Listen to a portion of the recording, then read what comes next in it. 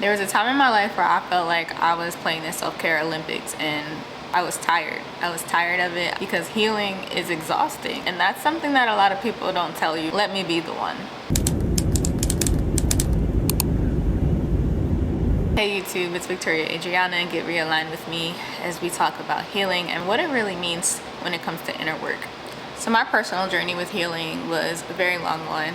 I started off healing from a physical condition, which led me to uncover all the mental, spiritual, emotional ways I needed to heal as well. I noticed that once I committed to doing the inner work for myself, I just started to feel really drained, and I didn't really know why or where it was coming from, but I had to stop and reflect on the fact that I was doing so many things. When I tell you I was playing the self-care Olympics, I really was. Like, every morning I would wake up and have to make fresh pressed juice for myself to make sure my body was getting the proper nutrients. I had to journal, I had to meditate, I had to get regular massages. There was so many things, taking salt baths, going to therapy, learned how to do Reiki. I read all of the self-help books you could think of. I changed my diet and learned how to make food from scratch. Like, literally, I was making bread from scratch. I was making full-on plant-based meals with nothing but fruits and vegetables and whole grains, and it was a journey, to say the least. And there would be times where I realized, like, I just wanted to go to sleep. I didn't really want to hang out with my friends as much. I was definitely deep into my solitude, and I had to understand what was actually shifting and happening in my body, in my energy, and overall in my life. The more I tried to understand about healing, the more I began to see that healing can just be draining on anybody, mentally and physically. It's a process that requires you to put in a lot of work, and although it's not always physical work, that was part of my self-care Olympics too. I was working out 3 days a week. So although it wasn't always physical, the emotional work that we do and the mental and spiritual work that we do can also cause us to feel drained, feel exhausted. Healing can be hard. It takes immense courage, immense energy, immense time, immense patience, all of the things, and not everyone wants to embark on that journey to really heal themselves and get to the root cause of any disharmony. And one of probably the wildest things I learned throughout my process is that you can go through something called a healing crisis, and that is not something you will usually read on the blogs and all the self-care help books. Nobody mentioned what a healing crisis is and that it can actually happen. But first, let's get into inner work and what doing inner work actually means. So when we talk about inner work and working on ourselves, what that means is engaging in deep self-reflection, facing our past traumas, and understanding what our emotional triggers are. Like I said, the kind of work that not a lot of people are willing to do or have any desire whatsoever to step into. But overall, it's the process of exploring ourselves and understanding ourselves on a deeper level so that we can heal.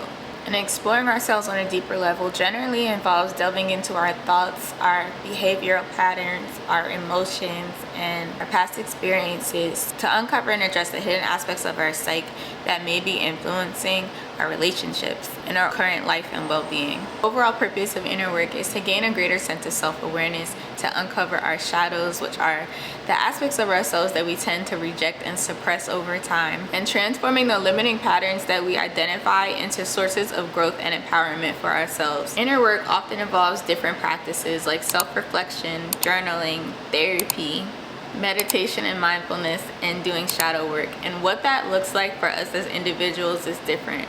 For instance, I started journaling and literally ended up writing books and just pages and pages and pages of self-reflection and understanding where my pain was coming from, where disease was coming from, and all of the things I was struggling with, I was getting to the source of it. But journaling, for other people I know, have looked like making bullet point lists of just, this is what's on my mind today and this is how I felt today. The main purpose of it is just to gain clarity on where we are. I also used to make a lot of playlists. I remember actually having a playlist called Clarity, and it was just short little mix of songs that I made that just reflected how I felt. As I mentioned in my last video talking about the law of the least effort, meditation and mindfulness just really requires us to be present and reflect on where we are, why we feel how we feel, what's happening. But there was never really a point that I reached where I felt like, okay, I did all this inner work, now I'm done, and now I don't have to do it again. It's literally an ongoing journey, and it can be very challenging, which is why it can make us feel so exhausted. The best part about it is that it leads to a deeper sense of our purpose. Through healing, I was able to understand what it is that I want to do with my life, who I want to be around, how I want to feel. The inner work is the gateway to transforming into our best selves. So if doing all this inner work has such positive results, why can it be so exhausting? The main reason is that you're moving a lot of energy around, and doing all of this healing work literally takes a toll on your energy. So like I said, it might not be physical work that you're doing, but you're still tiring yourself out. The body and mind are very deeply connected. So when you're processing a lot of deep emotions and working through a lot of thought patterns and things of that nature, it can lead to physical fatigue, especially when it comes to emotional release. Now, if you're somebody who's into like the moon cycles of like new moons and full moons, you know that with full moons is when we do an emotional release. And often around that time, we just feel like it's just time to go to sleep. Like I was just saying that during the last full moon, like this Pisces full moon, I was having the most like intense, like very vivid psychic level dreams, and I woke up and feel like I didn't sleep at all, even though I just slept for the past 12 hours. It's just because I was releasing a lot of things emotionally, and then that affected how my body felt. Healing work brings up feelings of vulnerability and insecurity, which can also make us feel tired, especially if we're in the position where we feel misunderstood or unsupported by the people around us. Sometimes, like I said, it can require you to have to isolate yourself, and that in itself can cause you to feel fatigued. So let's get into what a healing crisis is and what it means for us as people who are on a healing journey. So the way I describe a healing crisis is that it's a period of time where your body's cleansing and getting rid of all the things you're trying to heal from, and the symptoms of what you're trying to heal from actually gets intensified.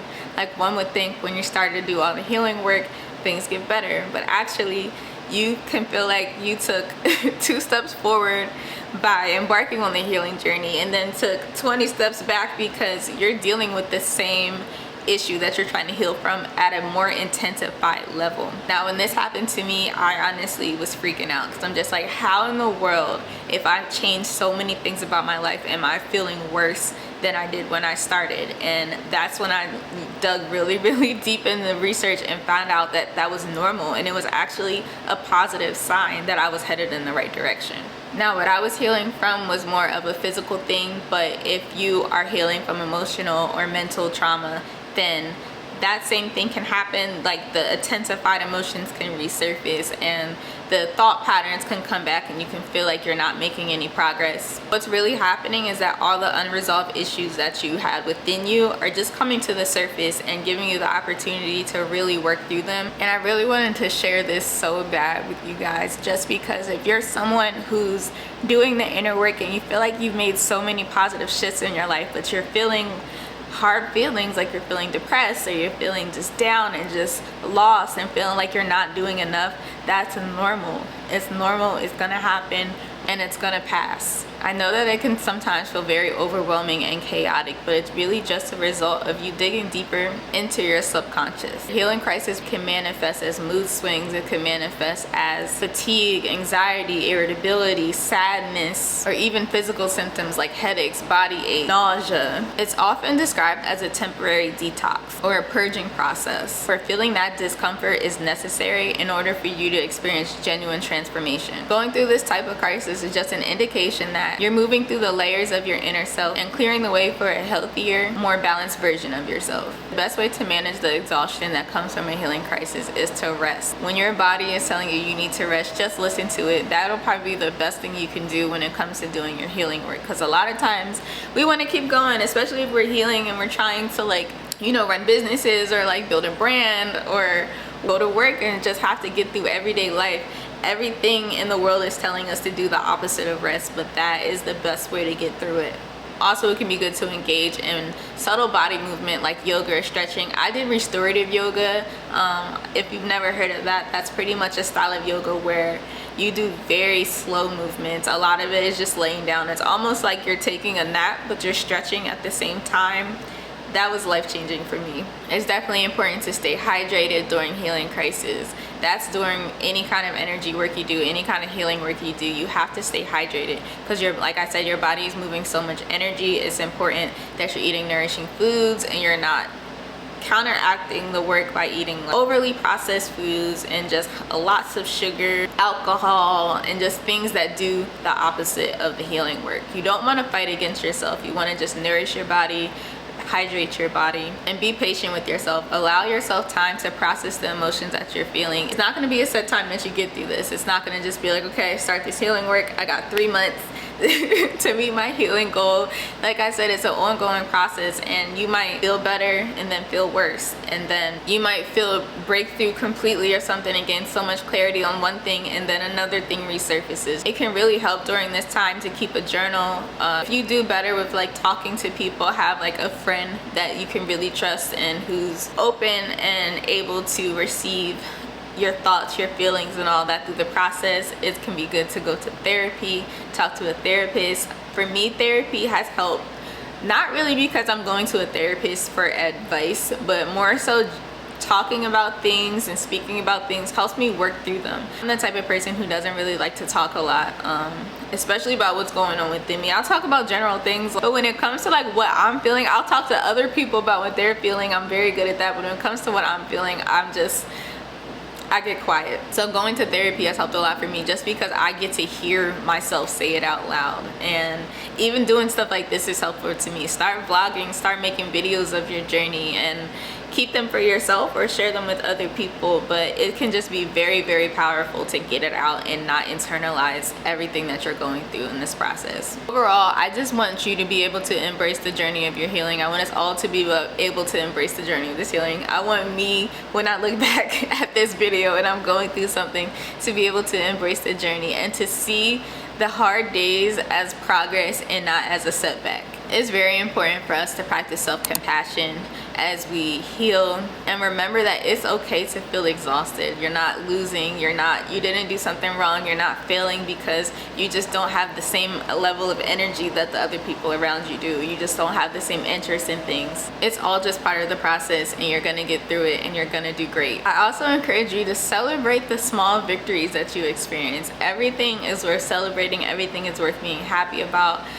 That has been a major thing for me. Is I started this thing called inner victories, because a lot of times the wins that we experience that, you know, are typical wins, like we graduate college, we get engaged, we have a baby, we get a new job. Those are the typical wins that we celebrate, but we don't always celebrate like, hey, I worked through a really tough emotion that has troubled me for years, and that's something that's definitely worth celebrating. So I actually challenge you, create a journal that's just towards celebrating your inner victories and write them down as you go through them. The more positive energy we give to the progress we make, the more it amplifies. So if you're someone who has been doing a lot of healing work, this video is simply just to remind you that it's okay to feel tired. It's normal to feel tired, to feel drained, to feel exhausted, because healing is exhausting. Our body's changing, our life is changing, and we're exerting a lot of strength to become the person who we want to be. The more we share our experiences about what we're going through, the more we realize that we're not alone. So if you want, leave a comment with something that you've experienced during healing, something you learned about yourself. Share an inner victory with me. What are you happy about right now? And what's something that you're looking forward to? I will see you guys soon.